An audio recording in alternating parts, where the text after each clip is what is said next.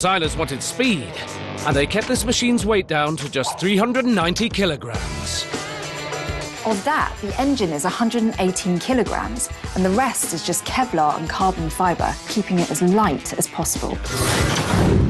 Cardigan Bay, Wales. Just ahead of the start of the race season, the latest F1 powerboat is being put through the final round of tests that will determine if this machine really is ready to race. This is a big day. This boat is the culmination of 20 years hard graft, putting all our ideas together into one basket and coming up with a world beater. Jonathan Jones is a 4-times world champion who now uses his racing experience to build better boats for future winners. He still tests them himself to ensure that they are not just powerful and fast, but safe. Yes. And with the latest modifications completed, today Jonathan will put this powerboat through a critical test spin. With speeds of 220 kilometers per hour and nerve-shattering hairpin bends, powerboat racing until very recently was one of the most dangerous sports out there. The slightest mistake risked catapulting the pilot into the water or smashing him into another boat. At one time, there were a heck of a lot of fatalities. In fact, we almost had one fatality at every Grand Prix. Weighing as little as half the average car, the F1's shape is similar to that of an airplane's wing, allowing it to fly across the water at high speed. Air trapped underneath the hull creates lift, and that means maintaining balance is crucial. Too much, and the pilot will lose control, and the boat will simply flip upside down. And they got tremendous lift. So Jonathan's mission is to keep the thrill of the sport intact while reducing the risk to the pilot. They'll check every inch of the craft. Engines, propeller, control systems, but his primary focus will be on what happens to the man in the hot seat. As far as the cockpit's concerned, this is really a major step forward in safety, but it was just a bit of fiberglass. Whereas now, we've got this incredibly strong cocoon that the driver sits in. It's called the safety cell. The cell has to be able to protect the pilot if the boat flips at 220 kilometers per hour.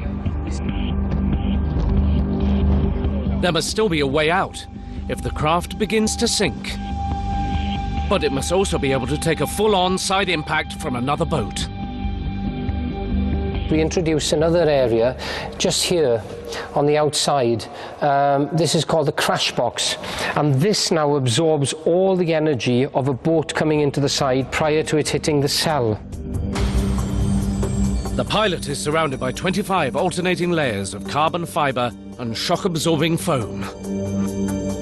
The cell is topped with a fighter jet-style canopy. When I started racing, there was no canopy. When the boat actually took off and lost control, the driver would be thrown out or would end up staying in the boat with no protection. The human body hitting the water at that sort of speed is like hitting concrete.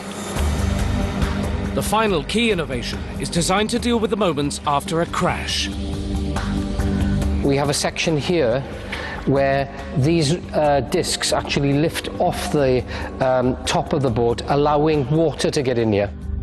The inflow of water will cause the back of the boat to sink. An airbag, inflating not in front of but directly behind the pilot, will keep him out of the water and safe from drowning until help arrives. Now Jonathan is convinced that everything is as it should be. It's time to get out of the workshop and into the water. So today really is all about testing what we've changed on the boat over the last month or so. Fingers crossed we'll have some good improvements. This latest boat is so light that when you fill the fuel tank, you almost double its weight.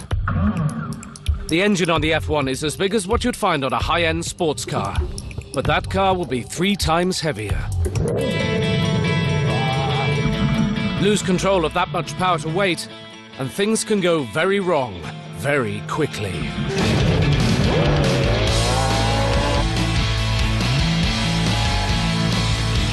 The course is simple. 350-metre straights, allowing the pilot to reach maximum speed. With a frighteningly tight turn at each end. It'll reveal whether those months of work have paid off. Every change is worth a very small amount of time, but if you add all those changes together, it'll probably be worth about 1.5 seconds, 2 seconds a lap. And if there's a problem with the new design, it'll show itself now.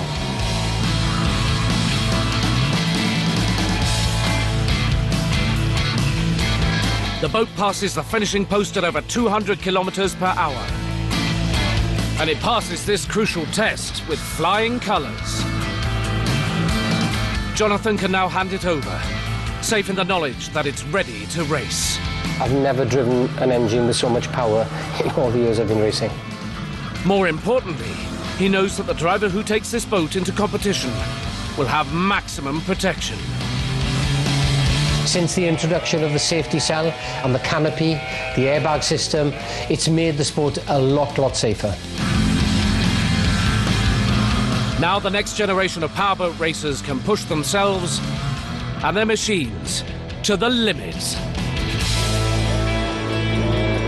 Apparently, driving this powerboat is like driving a Formula One car over a ploughed field.